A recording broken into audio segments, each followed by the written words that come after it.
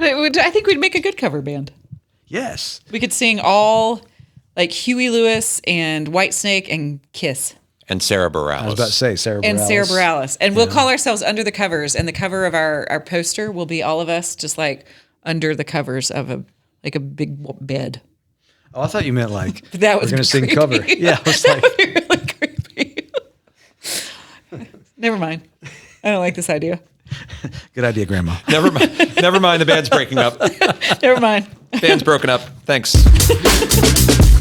Welcome to the 17th segment, an official podcast of Good Morning BT.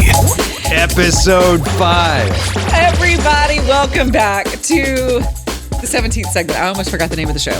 The 17th segment, episode 5. Like Bo was saying, we're excited to be here for this long. I was thinking because last week we made such a big deal about Citizens on Patrol being episode 4. Yeah. And I'm thinking about like Friday the 13th, part 5 was terrible. Saw 5 was terrible. I'm guessing, even though I didn't see it. Final Destination 5? Didn't see it. Me either. Empire Nightmare Strikes Back might have been one of the best Star Wars movies, see, though. I don't think about that one because it doesn't have the part 5 or the 5 after. Because it was the second one that ever came out. They messed us up in when the other ones came out. So we want to be The Empire Strikes Back. We don't want to be Rocky 5. No. Rocky 5 was the low point of all sequels, I think. And if you didn't see it, good for you. I think I stopped at Rocky 4. Yeah, well. Was Rocky 5 the one that was like modern day? No, that's Rocky Balboa. Right. No, Rocky 5 was Rocky in space. Well, kind of. Rocky, and that was the one where Rocky lost all his. Remember Tommy Gunn? The guy died, Tommy Morrison. I do remember this one. And Yes. he said, come on, Rocky, you want to fight? He goes, my ring's outside. Yes. You're right. That was bad. Well, hopefully this is not that. And it was the Don King guy, Rocky Balboa, you're going down. This is not that version of the podcast. We're gonna will that into happening. This is gonna be, like Steve said, Bo and Beth Strike Back. And we are today, we're starting to get questions from all of you that you want answered on the 17th segment. And that makes us super happy because that was kind of the idea when this began, is all of the stuff that happens behind the scenes, all the stories that we want to tell that happened during the show. We also wanted to know what in the world you all want to know about. And doggone it if it's not happening. Well, last week, Al Gardner used to do that all the time. He'd go, News Talk 1110 WBT. And then back in those days, we would use, we had the option to play CDs. And we had a CD, 2 CDs stacked, little component players that were over on the deck back where I used to run the board. And one morning, Al had this, I think he actually recorded a song. Because Al used to be, he's very musical, very talented guy. He recorded a song one time, did all this build up. Higher than high. Was it that one? No. I know that. From the same general time period. Yeah. But Al came on the air and he was like, and here's my song. And the CD skipped. Wow. But he would hit the table. I don't do this, but one of his signatures, especially if you worked with him, was like he would go News Talk 1110. I mean, he hit the table so hard, and it made the CD skip one time. I sometimes will hit the desk in front of me during the show when I'm excited about something. I'll tap on the desk, and I don't even know that I'm doing it. I don't mean to.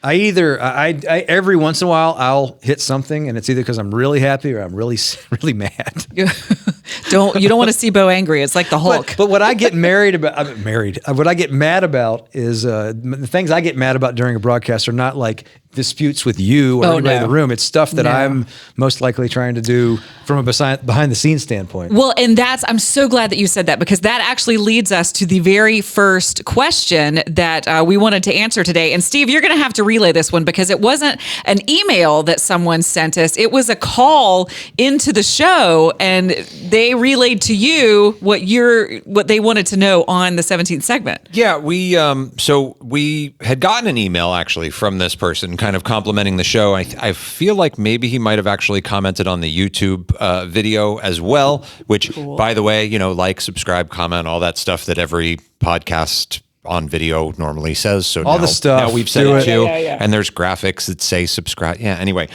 So it was Raleigh is this gentleman's name. And sorry? I said tell your friends. Yeah, tell your friends to listen. Exactly. Like, share, do the thing. Raleigh had actually given a call as well and asked and I'm going to phrase this a little bit differently than he did. Who is it that handles the production in the Charlotte area? But like who makes the determinations of, first of all, who puts the stuff together that gets played on the air, and then who decides what gets played and when? Like, for example, the good morning that we drop in, or the Mike Doan, hey, I'm here. All of those little things, as well as obviously our rejoiners, as we call them, the things that kind of bring you back to the show out of the commercial breaks, the top of the hour things. And I know, 98% of that is Bo Thompson doing production in the Charlotte area. It is Raleigh. It is Bo Thompson 99% of the time, because he worked as a producer. He's kind of worked every job that there is in radio, but he's also the biggest radio nerd in the absolute best way possible. I mean it as the biggest compliment possible. It's the only thing I can do. He'll mark moments from the show at any given day, and then randomly during the day he'll text me a promo that he's made. If you listen to, and I'll let Bo speak to this more in detail, but what Steve was talking about, these rejoins that bring us out of commercial breaks, at the top of the hour you often hear quotes from movies, mostly 80s movies, movies from when Bo and I were growing up, and every single element that you hear has a backstory. It has some reason that it's there, because of some conversation that Bo and I have had, some similarity that we have. Well, some of it has happened on the show, but a lot of times it has to do with something from our background. Like Steve and I talk a lot, because Steve's a production guy too, and he's been a great guy to bring into the mix, because in many ways he and I think on the same wavelength. And Bernie too. Bernie's in a different boat, because Bernie is, Bernie's entry into radio was essentially a little bit before he got here, but he's kind of learned a lot of things as he's been here, and so. Bernie is really great at what he does now, and he and I have kind of worked together over the years. And I mean, basically what happens with the show is, you guys know, who've listened for a long time, in the beginning it was essentially just me. Like when I inherited the show, or when I took over for Al Gardner in 2012, I had a co-host. Her name was Stacy Sims, who had been with Al, but Stacy left very shortly after I arrived. Not because of me, I don't think. Maybe it was because of me, but I mean, she when I got hired in March of 2012, Stacy was here for about a month, and then Stacy had to be away for a while for some health issues, and so I almost immediately was sort of thrust into hosting this show by myself. Stacy ended up staying for another few months, but she left at the end of 2012, and so from 2013 to 2020. I mean, I sort of say 2021-ish, because Beth and I met before you took over, but we kind of had the wheels turning about where we wanted it to go. So when I say we've been on the air for 3 years, to me it's kind of 4, because we did a lot of quote unquote interim stuff before she actually was hired full time, but we were going down that road. And we knew what we wanted to do. Right. But so my point is, from 2013 to when Beth got here, over a decade, I was by myself. And in the early days, I was really by myself. And so I had to sort of build this team around me. But because I came up in radio as a producer, and for a long time, I thought that's what I wanted to do. I thought I wanted to open up a production house in Charlotte and produce commercials. And, there's a living to be made that way, but you have to go in a different direction. And then eventually I realized, okay, actually, I kind of do like doing the microphone. What I realized was, wow, all these years I've been doing production, meaning all the stuff for other people, and then all of a sudden you get to do it for yourself. And that's a whole different, empowering kind of like, wow, that just opens up the whole playground, right? So I've always done all that stuff for my own show for 2 reasons. A, because in the beginning, I didn't have anybody to do it for me. And B, because I would absolutely hate it if all I did was come in and just sit behind a microphone and everybody else did all the other stuff. I would be bored. I would have FOMO. And I like painting the whole picture. Well, you're so creative. And the great thing about our show is that we don't have anything scripted. So there are moments that you'll start hearing a song playing that has something to do that we're with something that we're talking about, that more than 99.9% of the time isn't something we planned. The conversation just went a certain direction. And Bo is so brilliant. He has this laptop that he keeps next to him.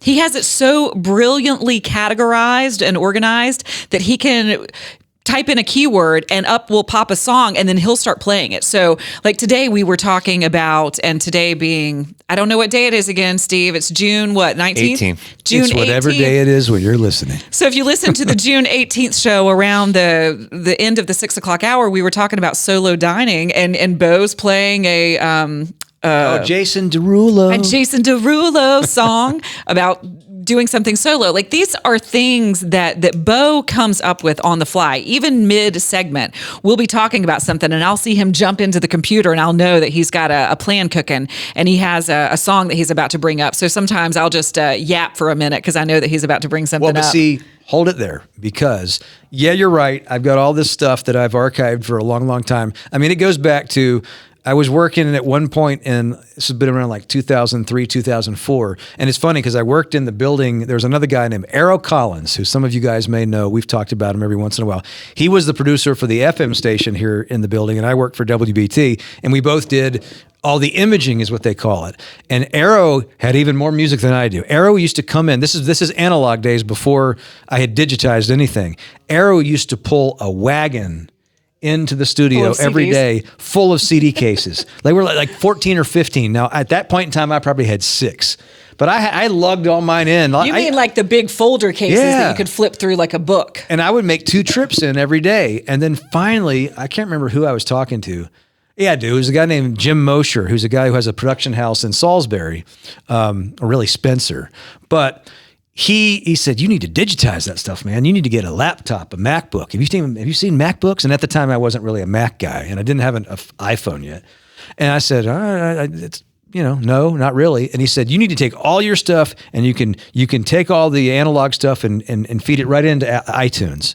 And so I went and bought one of those little MacBooks, and I took everything that I had, and it took me about 6 months, but I slowly loaded every CD that I had into my machine. And that began the carrying in. But can I tell you what a difference it makes when you could walk in with a laptop and you have, 15,000 tracks on that machine versus lugging in, I was headed towards the red wagon. I mean, I was following in the Arrow footsteps.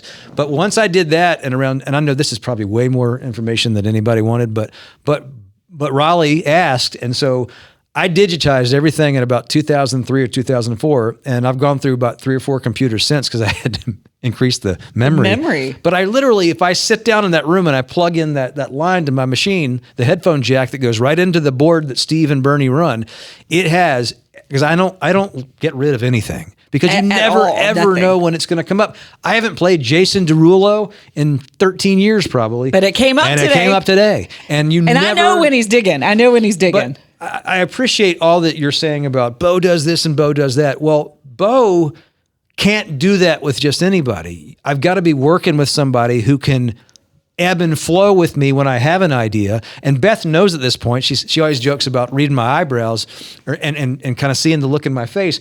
But now we're at a point where if I think of something that we're talking about, the look in my face and kind of look over there and see what I'm doing. And then you sort of fill the gap of what it's going to take me to get there.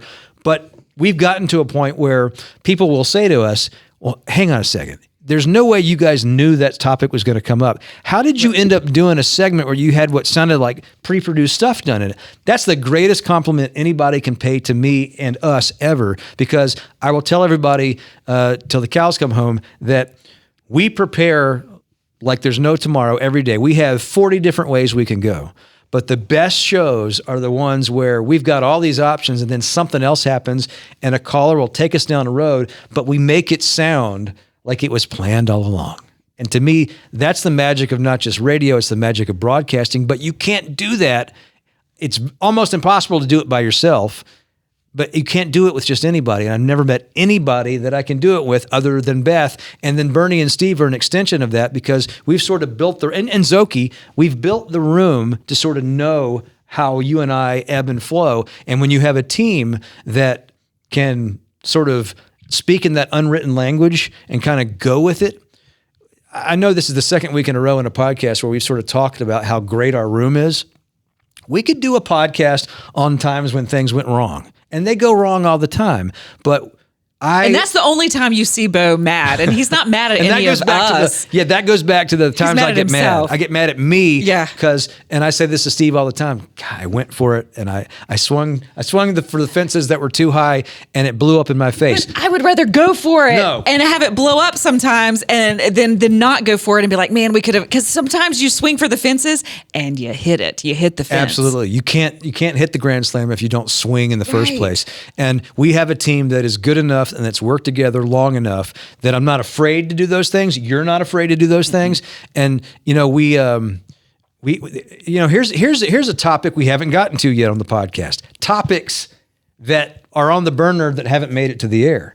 And I don't want to get into it completely because I actually think it could be a good on-air conversation. And by that, I mean something that could get the phones going and get the group going. But she sent me a story the other day about, and I won't get it totally right here, but the end part of it is it's this mode that you can get in as a person with whatever you do called flow. The flow.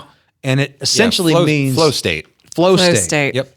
And it's real. Essentially, it's a place where you can get to where you're sort of unconsciously doing the things doing the thing that you know how to do and do it well, and you're in a state where you don't have to think about doing it. You just do it, and it's in a sense of harmony with the other people around you. And it's almost, the feeling is euphoric. It's as if you've locked in to another force within, like the flow of the universe and religion. And it's as if you have connected to what your body was created to do almost. Does that make sense? Is that a good description for it? It is. And when you... Because it feels that way. It feels amazing. She sent me this story, and then the text string after it was, "This is how I feel sometimes on our show." And I said, and it's the most amazing feeling. We get to this point, and that's very, very, very rare, especially in a partnership, to have both people who connect to a flow and then just ride the wave. Well, and I was glad that you said that, because I'm not going to just assume that that's the case for you. That's a pretty lofty place to be able to get with anybody, especially in a professional sense with your career. But it really is true. Like these things we talk about, we go for it. Sometimes it doesn't work. I mean, we'll do a podcast someday about all the times where things didn't work out the way that you wanted. Because we're not sitting here saying, "Oh, this show is perfect all the time." We're saying this show has the ability to get to that flow place, and a lot of people in their careers never get to work with someone or a team that can get there. Or in their lives even get to experience that euphoric feeling of connecting with flow, just that, what is called flow. Well, and from the production standpoint, and I guess I kind of come at this a little bit also like from the music standpoint, is it's sometimes it happens when you're by yourself. Sometimes it happens if if you play amongst a group or a band of some sort, that sometimes like things just click. Mm-hmm. Everybody's on rhythm. Everybody understands like where the key change is going to come in, or, as you're trying to build out a chord progression or something, or, and Bo can relate to this of just the right audio clip from the right movie or TV show or something like that, the right moment, and you just go, that's it. And then one thing happens, and then the next thing, and then and everything just lines up. And it's almost that another cliche phrase for it is like being in rare form, where for some reason everything just seems to be happening right as it should be. And that's a one of those moments. It like you said, it's rare, and it's especially rare when you're working amongst a larger group such as us. I mean, we have 5 people in the room most of the time.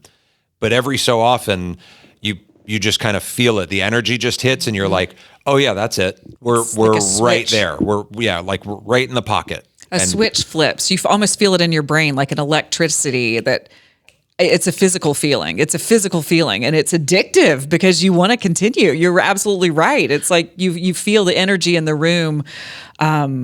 Almost shift. And I'm glad that Steve just brought up like the movie clips because this goes to Raleigh's question too. And I think this is really, really interesting to tell the backstories of these things that you created. Like there's one that the first day you played it, I almost cried. He created a show open that is from one of the Avenger movies. And the quote is something along the lines of, how do you know it's going to work? If you do this, how do you know it's going to work, or something? And then it's Scarlett Johansson's voice. She says, well, because before. If you do this, how do you know it's not going to end up like the last time? And she says, it's actually Captain Marvel. Yeah, it's it's Captain Marvel. It's Brie Larson. Yeah. She says, because before you didn't have me. And then it says something like, I like this woman, or it's something. Thor says, I like this one. And he created that because that's just who he is. He created it because the show now includes a female, and he did that for me. And every time he plays it, every single time he plays it, and we've been playing it for a few months now, I always look at him and I smile. I always look at him and smile. So if you hear that, there was a method to the madness of why that is there. And then he did another one that's similar in nature, because I used to work for the TV show The West Wing. I was just going to say, is it the Ainsley Hayes one? Yes. Yeah. And he created a show open for an hour that includes Ainsley Hayes, where it's, you want to offer me a job? And it's not only that he offered me a position on this show, and by the way, changed the name of the show once I became part of it. But it's also a kind of a little. Used to be the Brett Jensen Show. But it's a tip of the cap to the where I used to work, 20 years ago, which is also thoughtful. But these are little inside stories you would never know unless really that we're telling you. And that's what's so cool about his creativity is he plays them. And even he does one with Will Ferrell, like, I'm in a store and I'm singing from Elf. And there's a part of that I don't know if she's picked up on yet. Okay, tell me which I'll tell you. Because it's at the very beginning where he says, it's the guy in Elf, and he goes, make work your favorite. Make work your favorite. Make work your favorite. Oh, yeah. At the very, very end, he goes, I will. Fine.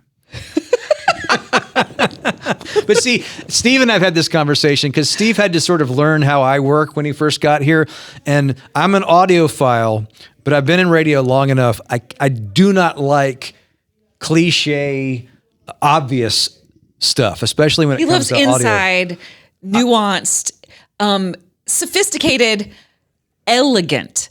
His production is elegant. I think that's the perfect word for him. Well, okay then. It's elegant. Elegant. It was, and because, I come very similar to Bo. I come from a production background. I used to be a production director in other stations. And it is one of those things of you have, every movie and television show and anything that's ever happened, you have access to pull little bits and clips from. And you hear so many of those things used in so many random pieces of production, potentially.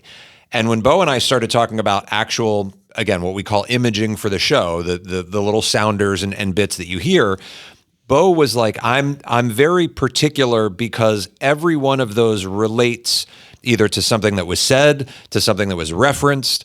We quoted something on the air. Like it has to, it's not just I'm pulling it because it talks about, two people who have chemistry together. Like, okay, well, great. Yeah, we've got chemistry. That's fine. But is it from something or has something to do with, is there a direct correlation to the show? And that's kind of what you get with the production that you hear is everything has a reference directly to Good Morning BT. And it's entertaining, but these, knowing the backstories, I think is really, really fun. Like, even just him saying that I hadn't necessarily picked up on him saying, by the way? I knew the make work your favorite. Okay, I will. I didn't notice that he said fine. And if you listen to the show really closely, you know that that's my least favorite word is fine. So next time you hear me play that, you're going to know that Beth's going to notice it for the first time along with maybe you. Yes, because it was fine. And then Bo did I'm in a store and I'm singing, because years ago when we first started working together, he said, this is how I imagine you, at Christmas time, or how I imagine you going through a store, that I'm in the grocery store randomly singing to people, which isn't far off. Well, my favorite one, I didn't intend on us going into this much detail. This is great stuff though. But the one thing my mantra when it comes to production is keep it simple, stupid. Yes, that's number one, of course. But the second one is I do not like obvious audio. Like I will say this: I worked with Keith Larson for a couple of years back in the when he first got to Charlotte, and I was his producer. And one of the things he taught me, and I just not necessarily like here's how it is, Bo, but basically the way he would choose things, and he had audio that worked into his show a lot, which is why he and I got along from that standpoint. It doesn't have. I don't like the things that hit you over the head obvious when you play something. Like if you're going to play, there's a long time when Austin Powers first came out, everybody in the country, when somebody would say something funny, go, yeah, baby. And, right. It loses its luster after. I like the kind of things that we play and either you get it or you don't get it. But if you don't get it, it's no harm, no foul. Right, and if it's you still do get entertaining. it, you probably just drove off the road laughing. But, I don't like just serving it up for you. Like because the thing about the show opens is, there are things buried in there that will be unnoticed for a long time. And then one day somebody's going to hear it and it's going to hit right. And I love that kind of stuff. But I love that we've built sort of a backstory. A backstory now where if you listen to the show for a while, you can pick up on these things. Little Easter eggs. And I think that's what's brilliant about his production. And what's so great about him just like digging into his computer mid-segment and pulling up a random song or a random theme song or a random commercial or something from the 80s, that we weren't expecting to talk about, but we went there, and then suddenly you have this little gift, this little Easter egg that you get to have as part of it. And then his production, like the show opens, definitely have these little hidden messages. There's one that has a Hannibal Lecter from not Hannibal. It's not Hannibal from the A-Team. It's not Hannibal Lecter. From Hannibal. The A-Team. It's Hannibal from it's George Papard. Who says, I love it when a plan comes together. And that's something random that Bo and I have said to each other off the air for a while when we finally made this show happen. We would say to each other, like, I love it when a plan comes together. And now it's part of it's just like this little hidden thing in a show open that makes us chuckle and that is part of our conversations. And the same with like the bye boys. Well, somebody recently asked about, and this was on the air too, but it comes up every so often. They said, what about the good morning? When you say good morning, yeah. Who is that? And it's crazy to me that there's somebody some people. Somebody thought it was Jim Szoke. Yeah, they're crazy to me that think some people that don't know what that is, because I just assume that you do. That's Al Gardner, who preceded me. Now, granted, that's been 13 years now, so I guess if I do the math on it, Al Gardner to me was just kind of a bigger than life, overarching morning guy for a long time, who very well accomplished and probably be in our Hall of Fame someday. But Al had his signature good morning. And anybody who ever knew Al, off or on the air, the first thing they say when you say Al Gardner, they say good morning, because that was just, Al would say it every day. And so the same way. The same way. But to every guest, everybody, I mean, Barney the dinosaur, good morning. Senator Jesse Helms, good morning. Same way. Now, that was kind of his calling card, or one of them. And I worked with Al, and I was hired here to be Al's producer. So Al and I are it's a pretty cool thing to be hosting the show now that you worked with your predecessor for a long time, and he and I still keep in touch. But somebody said, why do you use that, or who decides who uses that? Well, first of all, I play it. It's in my out machine. of his computer. And I drop it in at random places. And it's the tip of the cap. But it's absolutely not it's not a make fun of. It's to me, that was his calling card. It's what everybody knew him by. And if you listen to the show, large reason why it's called the Tie Boy, not the reason, but I have made it a point in my career here to make sure that we keep saying Ty Boyd Studio, because Ty Boyd was the morning guy, several people removed from Al. He succeeded Grady Cole back in the 60s and the 70s. And we named the studio after Ty Boyd in 2002 at the 80th anniversary. But, a lot has happened since then. And as long as I've been on the air, I make it a point always to say we're in the Ty Boyd studio to make sure that people still know who Ty Boyd is. So same thing. I have a lot of things that sort of are peppered in as homages or hat tips to people who came before us. And the way I do that with Al is I like, peppering in the good morning. Because to me, it's the spirit of what we do. I'm in no way like Al Gardner. I mean, I don't try to be, and I don't think that I am. He's his own guy. Yeah. But I loved that about Al, because the good morning was, I mean, everybody feels better after hearing Al Gardner say, good morning. You can't not be in a good mood. Even if you're in a bad mood, you're like, that's happy. That's Al. And it was his brilliant sort of Al-ism. And so It's his branding. I keep it going. All of which to say, Which also it shows that his production is thoughtful. It's thoughtful and it's considerate of not just the sound of something, but it's considerate of people, and it's got a story to tell, and it's thoughtful to the legacy that is that goes with this station. well, and I'll also say Al could be a very serious guy too. Al is who taught me how to do breaking news coverage. Watching Al Gardner be on the air the day 9/11 happened. Watching Al be on the air through the Clinton impeachment trials. Watching Al, do broadcasts through umpteen different storms, hurricanes, what have you. I watched him do that, and that's how I learned how to go into what you and I call breaking news mode, which happens, every once in a while, and it completely changes the show. And we know on any given day that all of a sudden we might have to snap into the mode where we're not playing, little sound clips, and we're not Right. sort of doing chuckles and taking calls. Some days we have to do that, and we know that. But Al Gardner is a guy that I sort of learned a lot from. And so that's a way that I can kind of acknowledge him and keep his legacy going the same way we say Ty Boyd Studio. And there are other people that I could name too. The last thing I'll say on this note, because I know we got some other things, Beth was talking about show opens that are kind of your favorite ones. There's my favorite They're just one. thoughtful and sweet. There's one where I've got a clip from, and if you've seen Empire Strikes Back, hey, this is episode 5. But Empire Strikes Back has that part when they're on the planet Hoth and they're looking for Skywalker and for Han Solo, and you hear the radio and it says, Nice of you to drop by. "Good morning, nice of you to drop in," and they're on the radio, and so I piped in the little Al Gardner to make it sound like it's on the radio.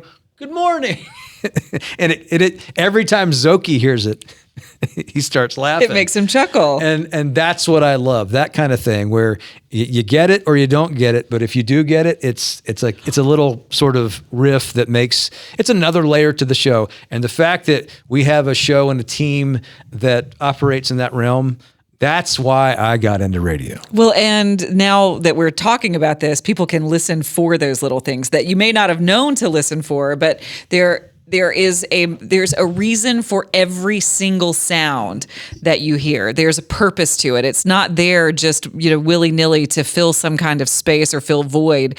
There is a story within the production itself. And now when you listen to those things, you can hear them and you can imagine Bo sitting in his studio creating them, but also what he's talking about. He's talking about us. He's talking about our relationship. He's talking about his relationship with Zoki. He's talking about the history of the station. He's talking about the history of the show. All of those things are in these little Easter eggs of how each hour starts. We have one more. I said we're done with this, but I thought of another one. We have one more. I think it's the newest one that I made, where it has Maximus from Gladiator saying, "Are you not entertained?" And then me. Yes. Then you hear Beth, and Beth has this thing that she does, and we've been doing this long enough, it's become a thing and a lot of times this happens off the air. Like if we're talking about, a topic we want to do or what are we going to do next or blah, blah, blah. And she'll say something, and if nobody responds, No one responds. Beth has this thing where she goes, "No? No. Anyone? No? No, just me. No. So now there's a Maximus, Russell Crowe going, "Are you not entertained?" No. You hear me just go, no, no. So Well, and credit where it's due. I want to give Bernie his flowers and a little shout out to Bernie too, because especially when it comes to as moments happen, Bernie is really good about hearing just little things that happen, whether it's barely like off mic comments or sometimes things that are said or the way that they're said. And as soon as we have the opportunity to pull it from what we call the logger or the archiver, finding those little moments, like when you've heard Beth, a lot of them are Beth clips, the natural pan or the like all of those little. That's Bernie. he did Just one like today. What was the one today? the Brett that he did? Jensen, the It was honk, Brett Jensen's the laugh. Brett Jensen honk. Yeah, and it's just Bernie being able to go through and go, "Oh, you guys might have missed this, but here," and then of course he'll play it during a commercial break or something, and the room will lose it. We and then will of course erupt. that means yes, in the middle of the next bit, he'll just drop it in randomly, just play that one little moment. Again, the Brett Jensen laugh honk. I don't even know what we're going to refer to that as from here on out. But again, the little Beth moments or a Jim moment or something like that. I mean, the happy Cinco de Mayo of Jim doing the impression of Tony Marino. Right. But that became a thing where Bernie was like, it was too good. I'm going to have to clip it and save it so that we can just fire it whenever is necessary. And so Steve props is saying to Bernie is for I've that managed too. to get all these people around us marching to my weird oddball wavelength, but everybody now does it in their own way. We've turned into nerds. We're all radio nerds who work on the same wavelength, which is why we're able to tie a little bow on this, why we're all able to get into flow. So do you think we adequately answered Raleigh's question? I think we did. And that's what this podcast is for, though, right? Exactly right. And we got one other email, and now I can't remember who it was from. It was a woman. I had my phone up here for that reason, and now I can't. It was last week that we got it. You bring your phone on the set. I don't ever bring my phone up. Who does that? And now I'm my phone. Someone asked why I sit like this in the podcast. So for people who are just listening to this, I sit with my knees up and my feet up in the chair, and the whole time. And she was wondering. I'll move. I have to get comfortable. I mean, I think about how often do you hear the chair?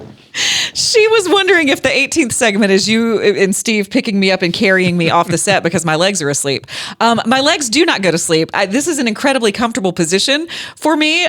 So if you're not watching, go to YouTube and you can see how it is that I sit. But the day we did kind of the pilot version, when we were just testing to see if we could do this, I sat like this because I was really concerned. And this is way inside baseball, but I worked in television for 20 years, and there is a kind of an interview mode and an anchor mode that I can go into.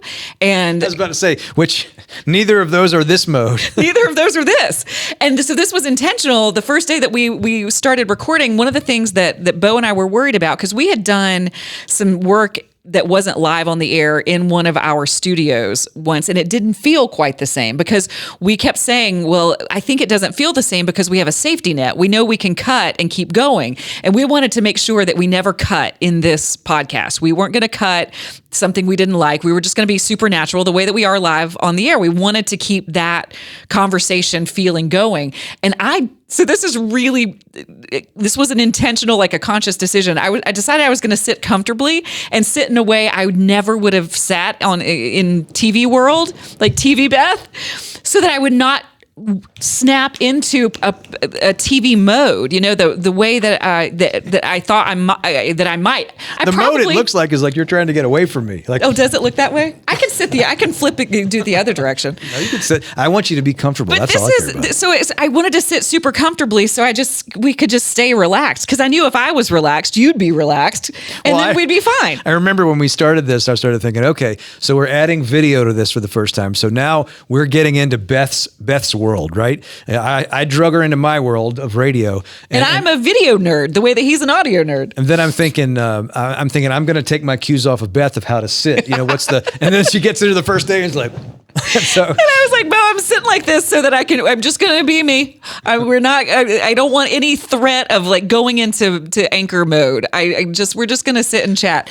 And I do sit in the studio sometimes with my feet. Like I'll sit under with like 1 foot up or something in the studio, because we are just sitting at a table with our headphones on and just relaxing. So, to the person who emailed wondering, my legs don't fall asleep, so I guess maybe I do have good circulation, but this is super comfortable. But it also it reminds me, I don't feel like I'm on camera. I just feel like I'm talking to Bo, kind of the way that I would sit if I was talking to him on the phone. Who said anything about a camera? Exactly.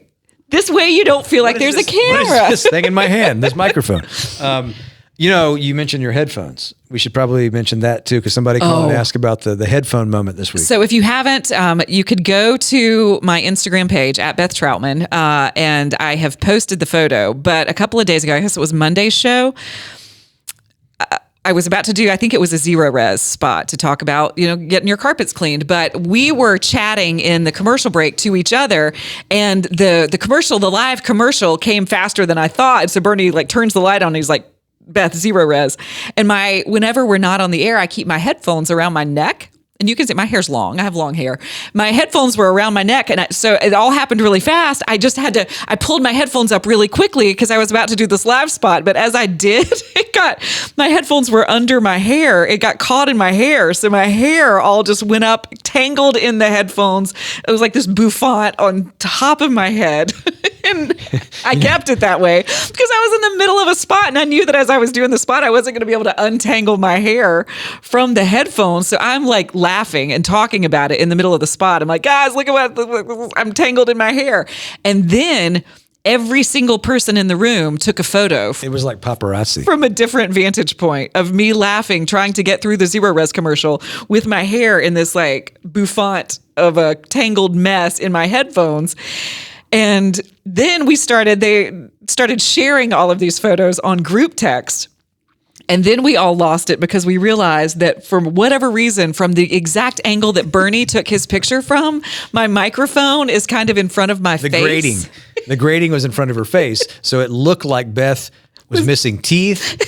It looked like you were wearing a headgear. Somebody said, so after I talked about it on the air, I was like, man, I'm really just going to, no ego in this at all. I'm just going to swallow my pride. I'm going to post these photos because they're too funny not to post. And then Jim and Bernie and Bo just started like piling on, and Steve like going, boy, Beth, you just really let yourself go. So I have this like crazy matted hair, and then it looks like I'm toothless. And one of my friends saw this photo on Instagram and didn't read the caption that I wrote beneath it and thought that I had lost a tooth. She sends me a text and she's like, what happened to my friend? Or she didn't look in the mirror before she came to work that morning. Right. So we were joking that I was going to send the picture to Dr. Yaste, my dentist, and be like, I need your help. Now. I'm missing a tooth, but it was all a photo. So you can go to @BethTroutman on Instagram and check out the photo. And what really happened was I just put my headphones on super fast and my hair got tangled as I did it. And, I just went with it. So let's see. We've done that and that. Are we going to do any more? This is one thing we've never done before, is really extend a segment from the air to the podcast, because we blew up the phones today with this story about the sentence that changed your life. Yeah. And we've had a lot of people. We got some good ones that that we didn't get to on the air that we promised we would read. And Steve was just holding up a sign that said, we're at 40 minutes. We're at 40 minutes, guys. I know that we don't want to go on. Well, I wasn't like trying to force you through anything. I just wanted you to be aware. How many minutes do you want, Steve? Yeah. How many minutes do you want to do, Bo? That's the greatest part about this. Let's see. So we were talking, there was a BuzzFeed story where, how BuzzFeed will put together compilations. And this one was really lovely. It was a compilation of phrases, of sentences that changed people's lives and people that started sharing those with each other. And then BuzzFeed compiled them into one story. So we were talking on the air about the ones that had changed our lives, and our phones went nuts, but so did our email. And so we didn't get to read everything. But here's some of them, because we wanted to leave people with lovely messages. Roland, who listens to the show, every day, and we get messages from him always, and they all end with "Roll Tide, baby." He said, "I have drilled into my kids and my trainees, and I have lived off this. Effort will pay off. Just keep doing the right thing. Head down, keep going." That's the phrase that has changed his life. And these messages are beautiful because, yes, effort does pay off. Keep your head down and do the right thing. It does pay off. Jefferson says, you have the right to remain silent. Anything you say can, I would imagine that would change your life. That is pretty life-changing. Anthony says, never let them see you sweat. His dad told him that. And then this one, I live by this one. I love this one. Nobody cares. Let me say it better. Nobody cares how much you know until they know how much you care. And then his other one, and these are all from Anthony. He said, you have to do what you have to do until you get to do what you want to do. That's a good one. How about this one from David? This sort of plays into a lot of the themes we've talked about lately about, working with a group you want to be with and working at a place doing a thing you want to do. He says, find a way to turn you have to into you get to. I love things like that because life really is perspective. And there's research, and I know that I'm a nerd. There's scientific research that shows that what you focus on in your in your mind about any given situation, you end up attracting those things to you. So if you go into a situation going, oh, I have to do this, then your brain, naturally, everything that your brain focuses on is going to be on that thing, that kind of thing. You're going to pick up on all of those aspects of whatever situation you're in. And if you just change the phrasing to, I get to do this, your brain will see the good things. Your brain will naturally pick up on the positive things, because here's the scientific research about your brain. Your brain loves proving itself right. And so if you have your brain focused on the good, your brain's going to automatically prove itself right by seeing the good. Isn't that a brilliant life hack? That's good. Right? I had one I mentioned on the air. It was from that Lou Gramm song. But which he then played because he found it in his machine. And now, as I was a follower, I've been a follower. Yeah, that's true. But my following days are over. Now I just got to follow through. I heard that line from the song Midnight Blue way back, and it's applied to my life a couple of times, and 2 or 3 times over the years, when you basically got to say, okay, time is now or never. I'm going to do it. Are you going to do this? But one I didn't mention on the air that my dad said to me one time, and it wasn't exactly like hey, here's some advice for how you get to a certain point in life. But he said to me one time when I was asking him, I said, when I was a kid, I knew what I wanted to do. You didn't have to steer me in a direction. Maybe you thought about, should I steer him in a different direction? They didn't. I'm glad they didn't. Well, I am too. But the funny thing about it is it wouldn't have mattered. And the funny thing that he said to me along the way was, when we saw what you wanted to do and kind of watched how you operated, he said, basically, it will not be denied. And he said that to me, and it's always stayed in my head ever since he said it, because it is true. I know how I've operated with what I wanted to do. It still will not be denied. I remember when this job came open at WBT, I knew, okay, either this is either gonna happen or it's not, but this is the time. This is the go for it time. And I remember thinking about my dad saying, you can try to get in his way with something else, but it will not be denied. Meaning the drive to do this business will not be denied. And that's, again, that wasn't, why you're successful. It wasn't advice, but it was like, that encapsulates pretty much how it was, because, hearing Casey Kasem come out of a radio at age 5, and it was like, okay, that's it. It's radio or bust.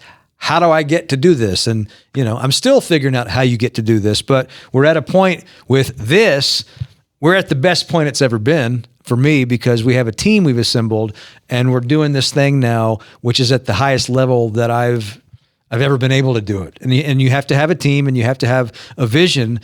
But, here we are on a podcast now that's an offshoot of that show and that vision. And, boy, we've gotten deep this week. Well, and here's the thing, that it will not be denied. This is kind of coming full circle to what the beginning of this podcast was about. There is, in one of our show opens, and this is very true of the both of us, because it's rare to have people who have a similar work ethic, especially when it's as nutty as ours is, because I know where you're going. We focus on things the same way, and we are driven. Both of us are driven, but we're also good, kind people, so all of those things don't necessarily always coexist. But in one of the show opens, you'll hear it. It says the unstoppable force meets the immovable object, which is exactly what we say about ourselves. 1987 WrestleMania 3, Gorilla Monsoon on the mic. He was describing what happened when Hulk Hogan and Andre the Giant, see, it came back up again this week. A phone call. Who is Andre the Giant?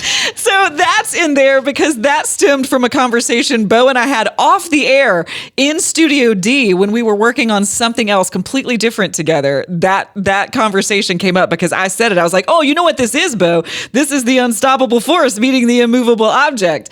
And it became part of a show open. So there's even a little story in the beauty of that. And then I'm going to leave you today, because I think that this one is a fun way to leave a show, because this is exactly what the 17th segment is this is from Charles, one of those final thoughts of sentences that change lives. He says, you should open the window and see what flies in, meaning be open to all possibilities and try new things. So thank you for being part of this new thing. See, that was better than Rocky V. And that's end scene.